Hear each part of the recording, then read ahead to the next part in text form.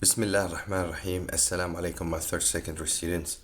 Welcome to the second semester of the Rusa Online from your book Traveler 6. And today we start with the final revision for Unit 1, and this is Unit 1A and the first part of the final revision. So today we'll learn three things most of the time. Number one is grammar, where we can use the passive voice. We're going to remember how we use the passive voice, and this is something very important for you in the grammar. Number two, also we're going to read, so I'm going to practice some reading. So for you, you're going to read, and whenever we read, there's always, for number three, an objective about how we use confusing words correctly, because words have different meanings in context than their meanings in the dictionary. So let's get started with the first one. As you can see to the right, for Unit 1, it speaks about technology and studying outside the country and how we choose the best branch or the best university, the best country, and the best certificate. All of this, is very important for you because you're third secondary students and you need that. So as you can see to the right, you got everything related in a photo and connected to your future career, which is something very decisive for you, something very important about, it's about the job that you do, the family you make, the country you will serve, and also the humanity you will do. And this is your, number one life's decision. So if you were interested in studying at a university in an English-speaking country, what kind of information would you like to have? So you decided to go to Britain. Before you go, you need to know some information about Britain before going there. And since today we have a final revision, you remember the reading text about studying abroad or studying outside Saudi Arabia and the things that you need to improve your career.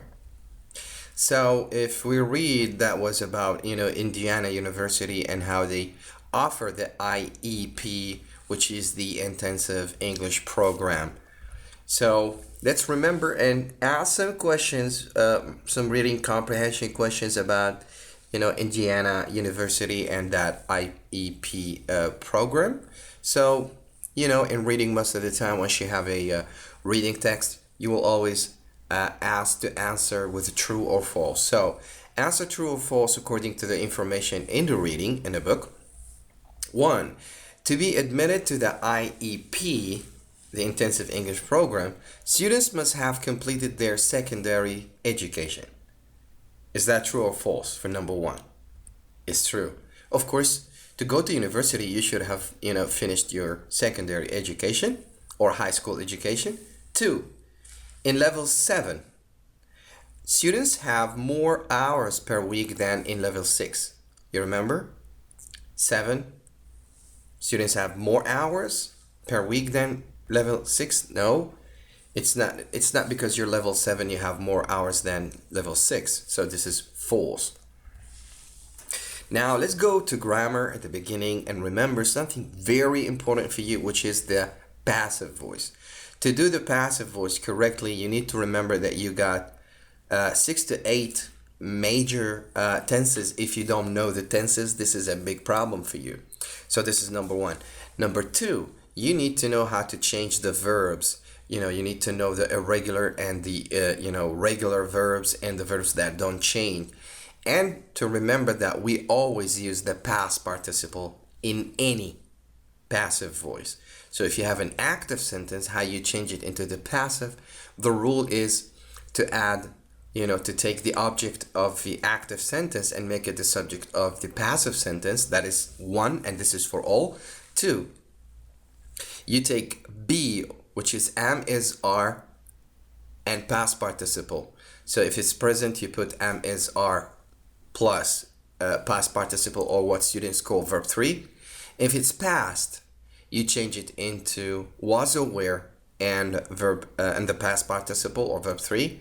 And if it was present perfect, you change it into have or has. The am, is, are, it's changed into the been and always past participle. And if it's future, you add will or shall or going to and be, okay, just like this, and always with the past participle. But today, the passive voice with the verbs of perception. So we got some verbs, we call them the verbs of perception, and they are see, watch, hear, listen, feel, smell, notice, observe, etc. These are the verbs of perception. So what's wrong with them? The infinitive expresses a complete action. So for example, in the passive voice, we use to infinitive to do something, to go, to play, and so on. Here is an active sentence. I saw, and this is see, the first, perception verb. I saw the burglar climb over the fence. So if you see the sentence in the active and you have see, watch, hear, listen, feel, smell, notice, or observe, etc., you have the list in the book. You have to change it like this. The burglar was seen to climb over the fence. Or I heard the burglar. So you say the burglar was heard to climb over the fence. So just add to infinitive. Was seen to climb, was heard to climb, and so on. Now let's do some evaluation. This is the classical question. Change the following sentences into passive or to passive. People think that the old house on the top of the hill is in danger of collapsing. So people think this. And here is the beginning of it. This is the object of a active sentence. It becomes the subject of the passive sentence. And people think. Is this verbal perception? So we do it. The old house on the top of the hill is thought to be in danger of collapsing. Number 2, they believe that Lee had stolen the money. So Lee is the object, now becomes the subject of the sentence. And the sentence is simple past. So we put was or were and the past participle. So it becomes Lee was believed to have stolen the money.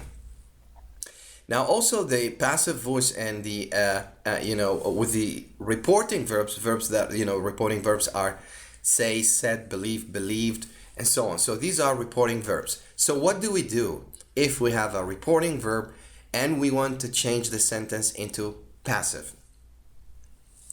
We just put it is believed, it is said, and the passive reporting verb, it is said, and that, and the rest of the sentence. For example, people say that, this is a reported sentence with a reported verb say. People say that she's the leading expert on guerrilla communication. So we follow the rule. In a passive, we add it is, say, said. So it is said that, and you continue the sentence. Another example with the verb believe. Also believe is a reporting verb. So people believe that dolphins are the most intelligent of all animals. So in the passive, we just put it is believed that dolphins are the most intelligent of all or of animals. Let's do some example here. So if you got some evaluation, rewrite the following sentences in a passive voice starting with the words given. 1, they say, this is a reported verb, that the French founded this town in the 17th century. So you take the it is said that this town was founded by the French in the 17th century. Number 2, the detective is questioning the suspects at the moment. Questioning the suspect. This is present continuous. So the suspects are being questioned at the moment. This sentence is just a regular sentence, a regular active sentence. We change it into the passive, and it does not contain a perception verb or verb of perception or a verb of or a reporting verb. So what we have learned today, we got some reading skills, what we can read ask him and search for specific details, and we reviewed the passive voice with verb of perception and the passive voice with reporting verbs. And the references are, as you can see, Traveler 6 student book, Traveler 6 teacher's guide, and some photos and pictures from Google Crip Art. And of course, at the end, for more information and lessons, you can visit our website at ain.edu.com and follow us on Twitter at ain_edu, and call us on this number for any technical help or any inquiry. That was all for today. Thank you for watching this, and good luck in your exams. Please study well and prepare well, and all the good luck. Until I see you again, have a good day, and assalamu alaikum.